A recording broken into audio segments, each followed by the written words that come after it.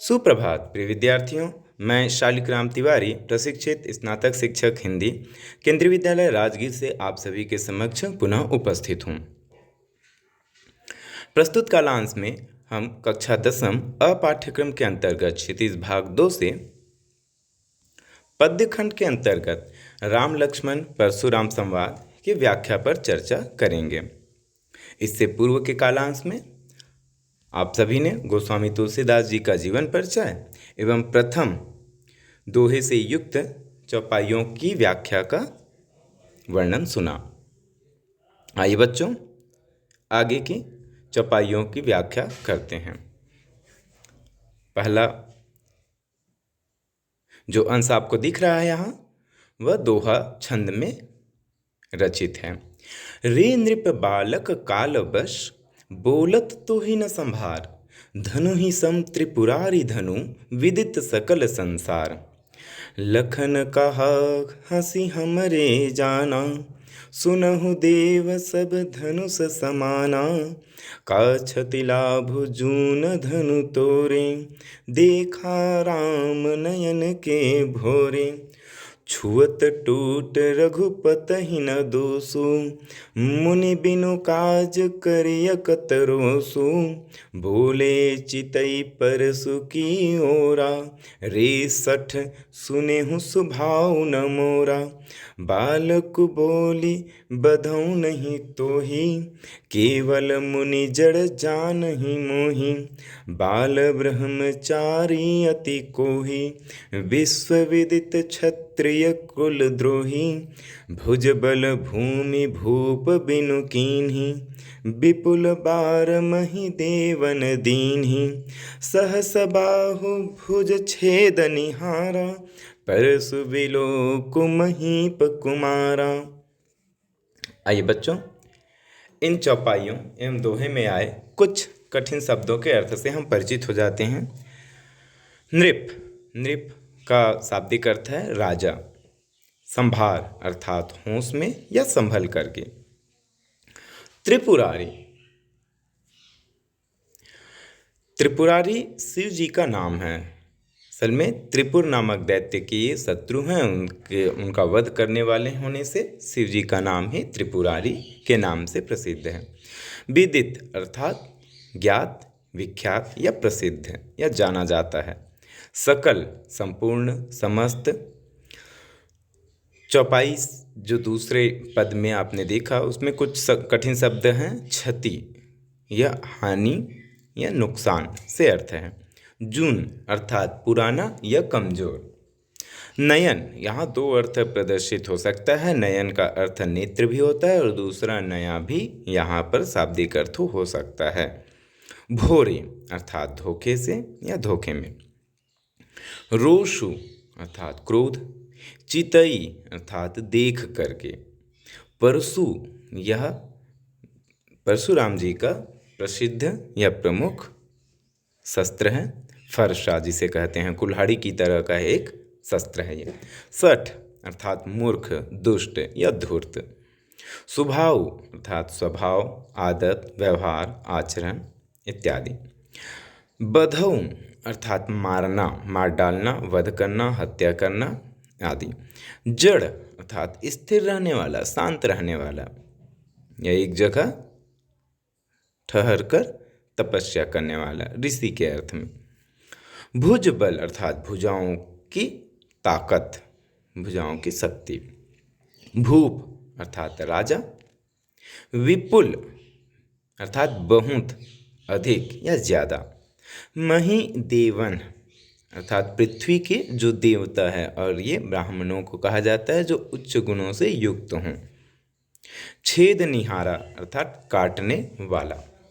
आइए बच्चों, इनकी व्याख्याओं की ओर आगे बढ़ते हैं और उससे पहले हम प्रस्तुत चित्रों का अवलोकन करते हैं, जिसमें प्रथम चित्र में आप देख रहे हैं लक्ष्मण जी किस प्रकार परशुराम जी के क्रोध को और बढ़ाने का प्रयास कर रहे हैं, या यह अंदाज़ा लगाने की कोशिश करें वो कितनी सहनशील हैं। इतने बड़े तपस्वी हैं तो उनमें सहनशीलता है भी कि नहीं।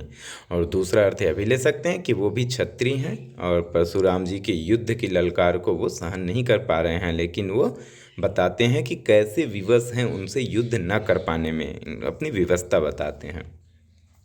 दूसरा जो चित्र आप देख रहे हैं, राजा दशरथ अपनी रानी के साथ, बालक राम के साथ, बच्चे के साथ दिख रहे हैं, राजकुमार के रूप में उनकी शिशु अवस्था का अवलोकन कर रहे हैं आप। आगे के पदों में आप देखेंगे परशुराम जी ने कैसे बताया कि मैंने क्षत्रियों को इतने बार पृथ्वी से समाप्त कर दिया, मार डाला।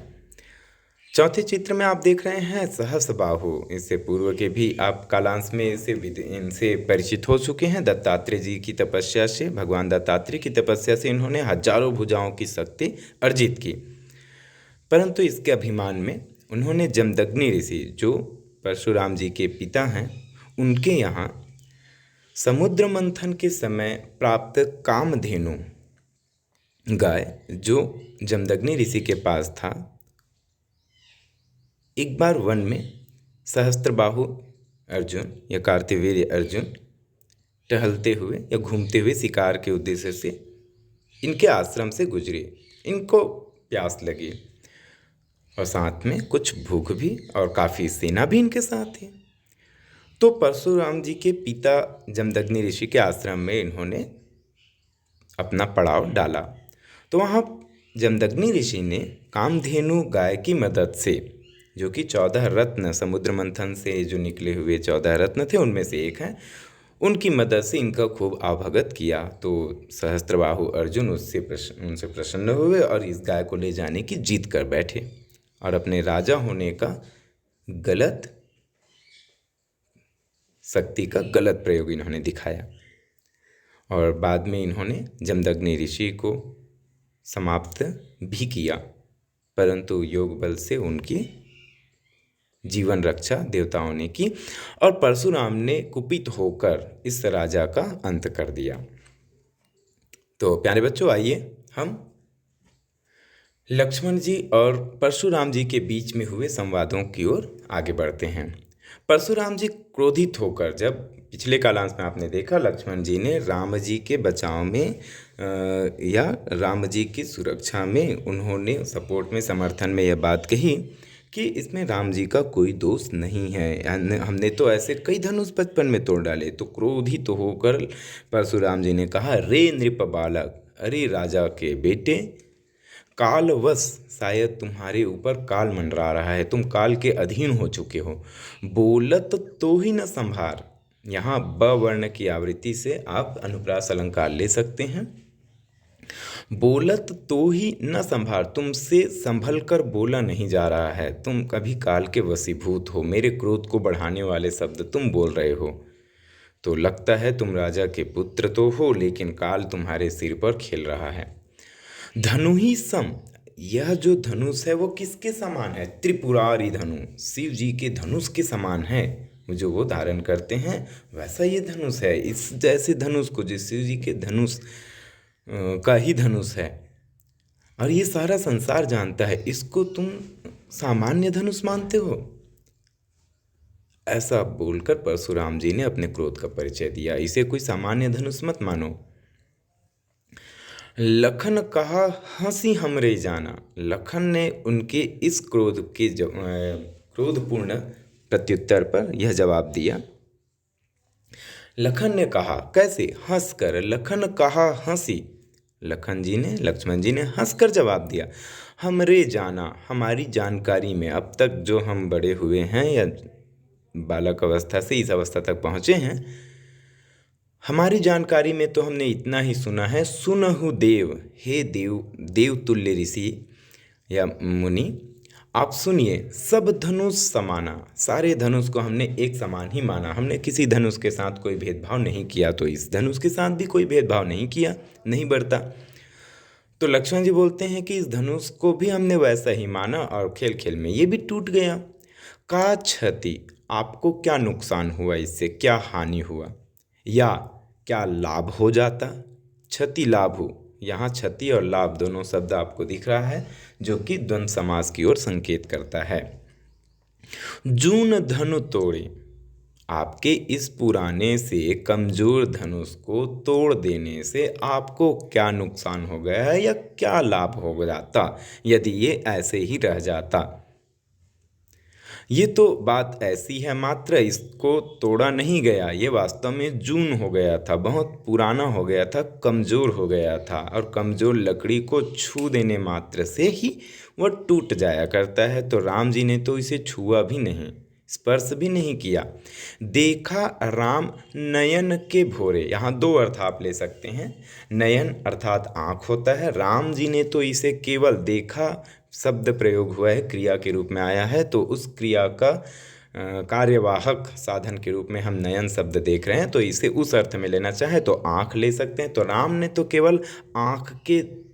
केवल ऐसे ही आँख से देखा इसे, अपनी आँखों के ऐसी दृष्टि मात्र से इन्होंने दृष्टिपात किया और वो टूट गया, उसे तो छूने की जरूरत नहीं पड़ी, इतना कमज़ोर हो गया था।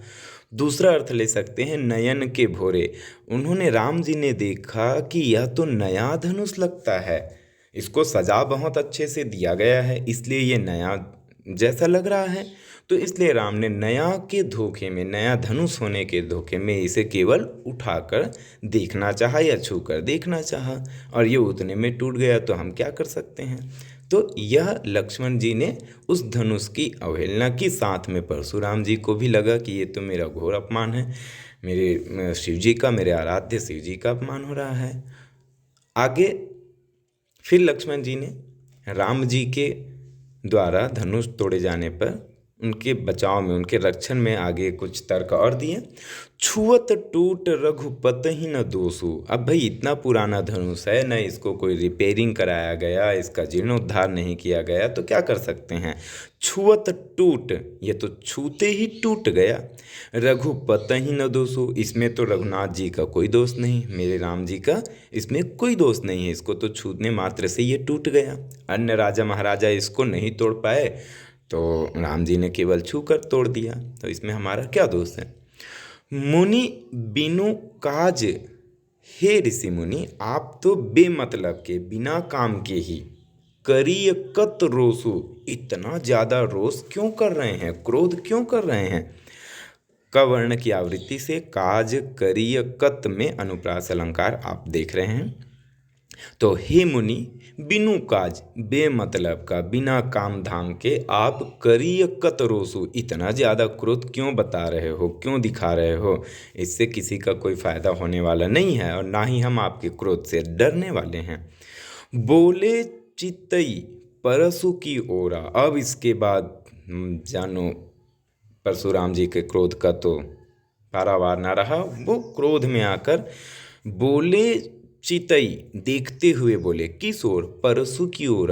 परशुराम जी ने अपने परशु शस्त्र की ओर देखते हुए बोला, रे सठ, अरे मूर्ख बालक, सुनेहु स्वभाव न मोरा, शायद तुमने मेरे स्वभाव के बारे में नहीं सुना है। सठ, सुनेहु, स्वभाव, यहाँ पर भी आप बिल्कुल अनुप्रास अलंकार देख सकते हैं सवर्ण की आवृत्ति से।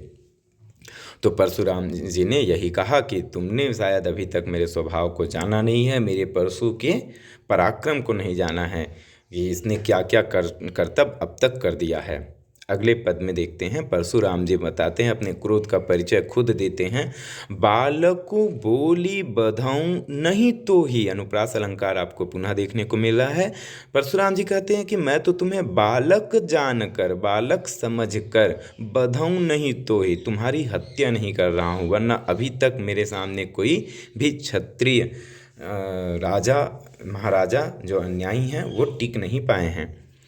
तुमको मैं बालक जानकर अभी तक मार नहीं रहा हूँ। केवल मुनि, मात्र मुझे मुनि, ऋषि मुनि, शांत रहने वाले ऐसा न समझो। जड़, जड़ जान ही मोहि, यहाँ भी अनुप्रास आपको दिख रहा है। मुनि लेकिन जड़ रूपी, ऐसा मुनि मत समझो जो जड़ हो, स्थिर हो, एक जगह बैठकर तपस्या करते हों, शांत रहते हों, स्थिर रहते हों, ऐसा मत मानो, मैं उससे भी बहुत अधिक हूँ। आगे वो बताते हैं कि मैं बाल ब्रह्मचारी हूँ, बचपन से ही मैंने ब्रह्मचर्य का व्रत धारण किया हुआ है, अर्थात किसी भी प्रकार की बुराइयों, विकारों या अन्य प्रकार के काम वासनाओं में मैं लिप्त रहने वाला ऋषि सामान्य नहीं रहा हूँ। और अति को ही मैं बहुत ही ज़्यादा क्रोधी भी हूँ, ये जाना जाता है। सारी संसार दुनिया जानती है कि मैं बहुत क्रोधी ऋषि हूँ। विश्व विदित, पूरा संसार जानता है कि क्षत्रिय कुल द्रोही, कि मैं क्षत्रिय कुल का वंश का बहुत ज़्यादा विद्रोह करने वाला हूँ। लेकिन ऐसे क्षत्रिय राजाओं का जो अन्याय से शासन करते हैं, जो प्रजाओं को तकलीफ़ देते हैं और बेवजह युद्ध मोल लेते हैं, झगड़ा मोल लेते हैं, अपना पराक्रम में चूर हो जाते हैं, अपने पराक्रम में या धन के अभिमान में, मोह में, मद में, विलास में, तो उनका मैं विद्रोही हूँ।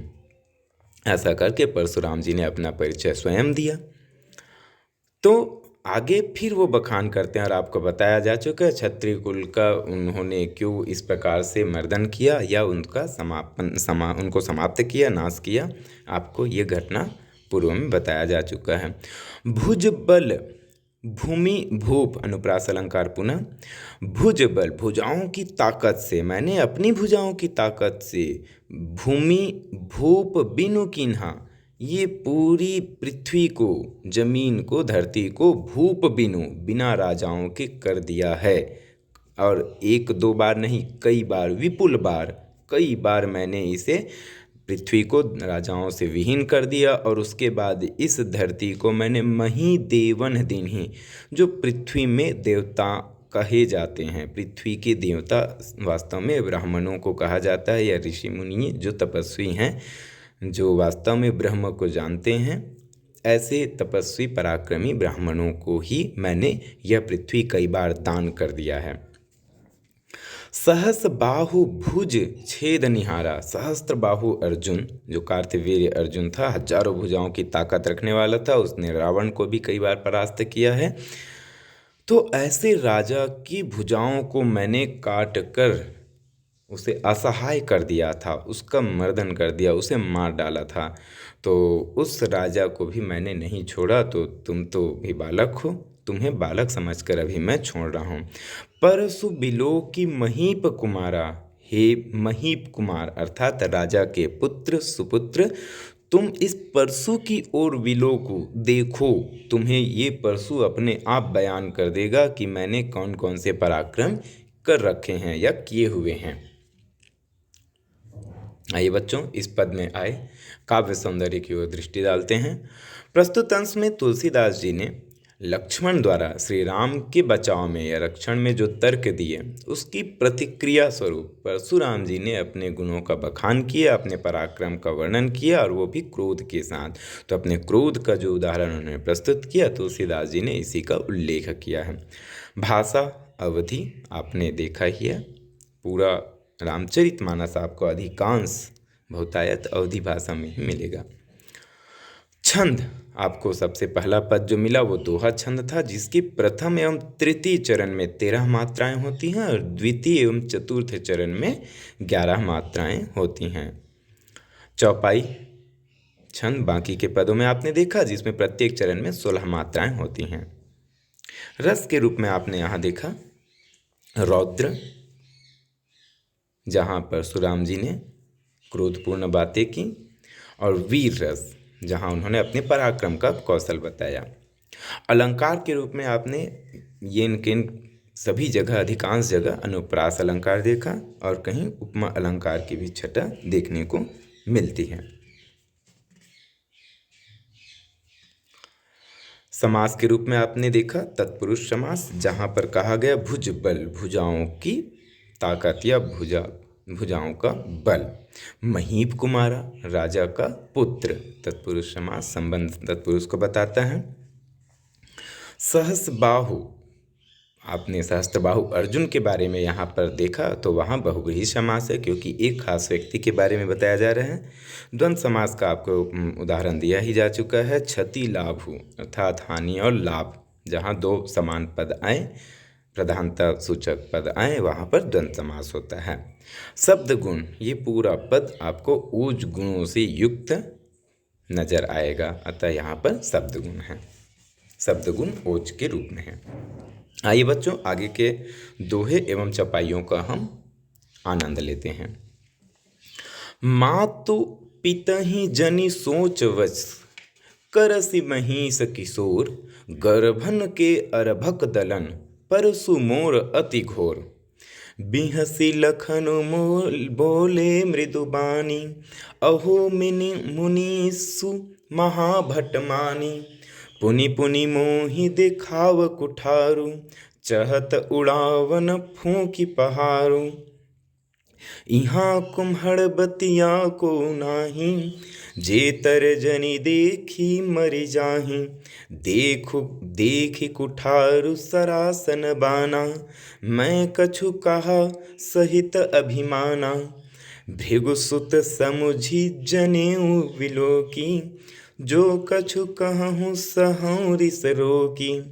सुर महि सुर हरिजन अरुगाई, हमरे कुल इन पर नरि सुराई। बधे पापु अपकीरति हारे, मारतहूँ पापरे तुम्हारे। कोटि कुलिस सम बचन तुम्हारा, व्यर्थ धरहूँ धनुबान कुठारा। आइए बच्चों, इन पदों में आए कुछ कठिन शब्दों के अर्थ से हम परिचित हो जाते हैं। महिष किशोर अर्थात राजा के पुत्र। गर्भन अर्थात गर्भ का, गर्भ में। अर्भक अर्थात बच्चा, जो वास्तव में नवजात है या जन्म नहीं लिया हुआ है, ऐसा बच्चा। दलन अर्थात दमन करना, नाश करना। दूसरे आपने चौपाई में देखा। बेहसी अर्थात हंसकर। मृदु अर्थात कोमल, मुलायम। महाभट अर्थात महान योद्धा। कुठारू, ये कुल्हाड़ा, जो कुल्हाड़ी छोटी होती है उसका बड़ा रूप होता है, उसे कुल्हाड़ा कहा गया है। पहारू अर्थात पहाड़। कुम्हड़ बतिया, बहुत ही कमजोर, या कुम्हड़ा जो होता है फल, कद्दू जिसे कहते हैं, उसका छोटा फल। तर्जनी, अंगूठे के पास की सबसे पहली उंगली, जिससे हम क्रोध में, गुस्से में आकर तुझे देख लूँगा ऐसा संकेत करके हम जो उंगली उठाते हैं वह तर्जनी है। सरासन अर्थात सर को जो आसन दे बैठने का, तो सर का अर्थ होता है वैसे बाण होता है, और जिसको वह आसन दे वो कमान, तो धनुष को ही सरासन कहते हैं। जनेऊ यज्ञोपवीत जो होता है, यज्ञोपवीत एक संस्कार होता है जिसमें सफ़ेद रंग का या अन्य रंगों के 3 लाइनों की जो धागे होते हैं उसे पिरोकर बनाया जाता है, यह जनेऊ। विलोकी देख करके। सुर अर्थात देवता। महिसूर जो पृथ्वी के देवता हैं, ब्राह्मण, आपको बताया ही गया। हरिजन अर्थात जो हरि के लोग हैं, अर्थात भगवान के जो भक्त हैं, उसे हरिजन कहा गया। गाई अर्थात गाय। सुराई अर्थात वीरता दिखाना, सूरवीर है ना, ये गुण दिखाना, प्रदर्शित करना। पा अर्थात पैर। कोटि का मतलब होता है करोड़। कुलिस अर्थात वज्र के समान, जो कठोर हो, सख्त हो, उसे हम कुलिस कहते हैं। आइए बच्चों, इस चित्र में हम यहाँ जो कठिन शब्द आए उन्हीं के चित्रों, उनको चित्रों के माध्यम से समझने का प्रयास करते हैं। कुम्हड़ बतिया, पहले पिक्चर में आप देख रहे हैं, फोटो में, तस्वीर में, कि कुम्हड़े का छोटा सा फल लगा हुआ है और यहाँ कुछ फूल भी लगे हुए हैं, और जो उसकी लताएं हैं वो बिल्कुल मुड़ी हुई कई जगह पर हैं। तो यहाँ यह हमारे पुरानी किसी परंपरा को दर्शाता है कि गांव में अक्सर होता है, ग्रामीण परिवेश में, कि जब कोई फल ऐसा लगता है तो उन्हें वह उंगली दिखाकर मत दिखाओ, ऐसा संकेत किया जाता है। जब कोई संकेत करता है कि उंगली दिखाकर देखो फल लगा है, तो उसे मना किया जाता है कि नहीं, उंगली मत दिखाओ, वो गल जाएगा, सड़ गल जाएगा। तो ऐसा एक मान्यता है। तो वैसे यहाँ लक्ष्मण जी ने भी प्रयोग किया है कि नहीं, आप तो ऐसा ही बिहेव कर रहे हो कि जैसे हमें आप उंगली दिखाएंगे और हम सड़ गल कर गिर जाएंगे। तो ये अर्थ लिया गया है। दूसरे चित्र में आप देख ही रहे हैं कि एक बालक है जो वेद पाठ या कोई भी ग्रंथ का पाठ कर रहा है। हाथ में जो उसने रखा हुआ वह है यज्ञोपवीत, जिसे जनेऊ कहा जाता है, जो 3 लाइनों की धागे से निर्मित होती हैं।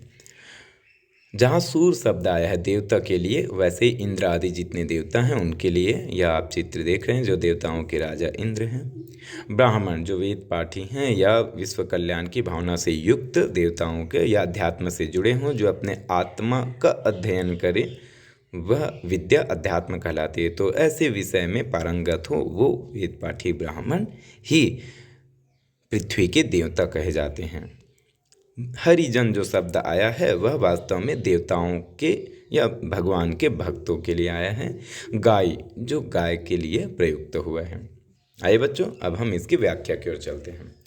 परशुराम जी ने आगे भी अपने क्रोध को जारी रखकर अपने गुणों का बखान करना शुरू रखा और प्रस्तुत दोहे के माध्यम से उन्हें बताया कि मातु पितहि जनि सोचवश, अरे राजा के पुत्र महेश किशोर, सोचवश करसी महेश किशोर, मैं तो केवल तुम्हारे माता पिता सोच में न पड़ जाएं, तुम्हारी चिंता न करें, इसीलिए मैं तुम पर अपना हथियार नहीं चला रहा हूँ, अपना शस्त्र नहीं उठा रहा हूँ। मातु पितहि जनि सोचवश, तुम्हारे माता पिता को सोच न करना पड़े, यही सोच कर के राजा के पुत्र मैं तुम पर अपना फरसा नहीं चला रहा हूँ या परशु से वार नहीं कर रहा हूँ। गर्भन के अर्भक दलन, नहीं तो गर्भ में रहने वाले बच्चे भी इस भयानक परशु के आवाज़ या प्रहार से डर कर वो गर्भ में ही नष्ट हो जाते हैं बच्चे। ऐसा ये परशु का पराक्रम है। परशु मोर अति घोर, इतना भयानक ये परशु है कि गर्भ के बालक भी नष्ट हो जाते हैं इसके प्रहार की आवाज़ से।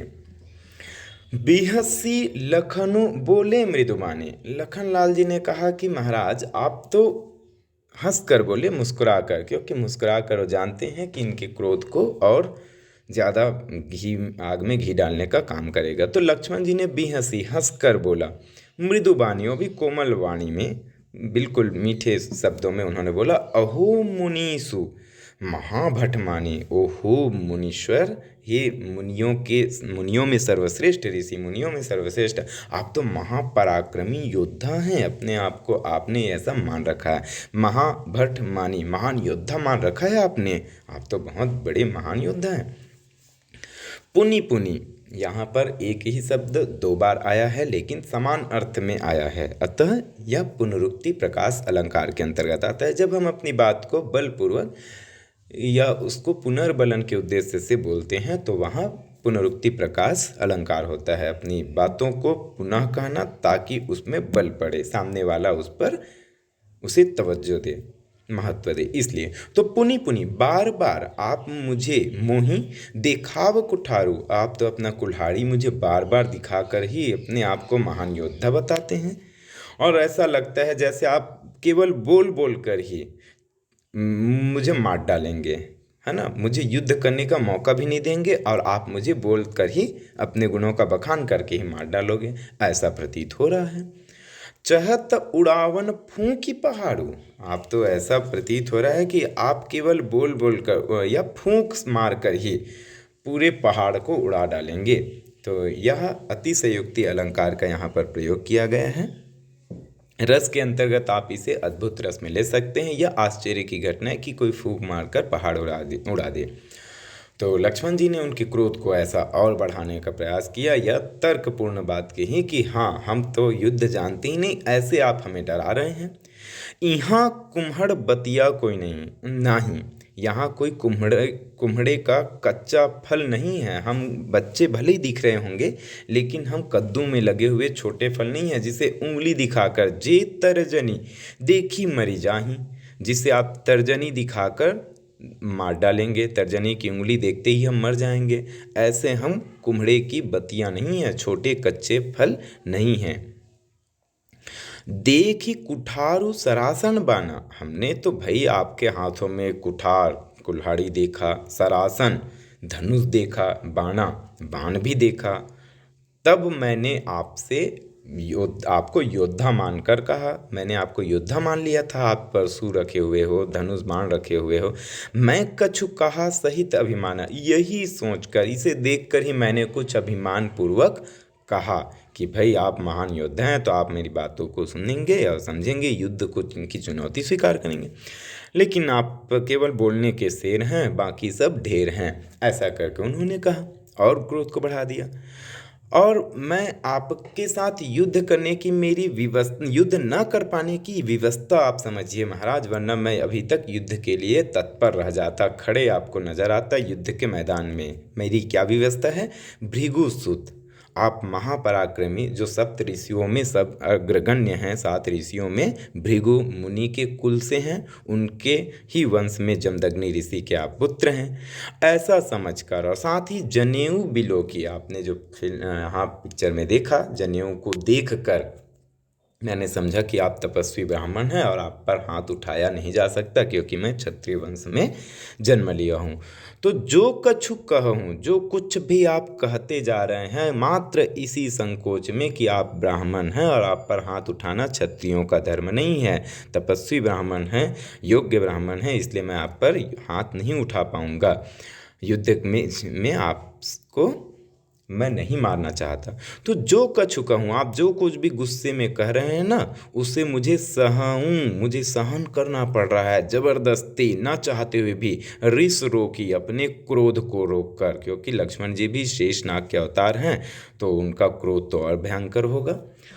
तो वो कहते हैं कि हम क्षत्रियों को ये मनाही है क्या? सुर जो देवता हैं, जो ब्राह्मण हैं, जो भगवान के भक्त हैं, और गाय, इन पर सुर, महिषुर, हरिजन, अरुगाई, इन चारों पर हमारे कुल में आज तक भी किसी ने इन पर न सुराई, वीरता नहीं दिखाया है। अर्थात उन पर हम कभी भी हथियार नहीं उठा सकते, शस्त्र नहीं उठा सकते, ये हमारे वंश की परंपरा रही है।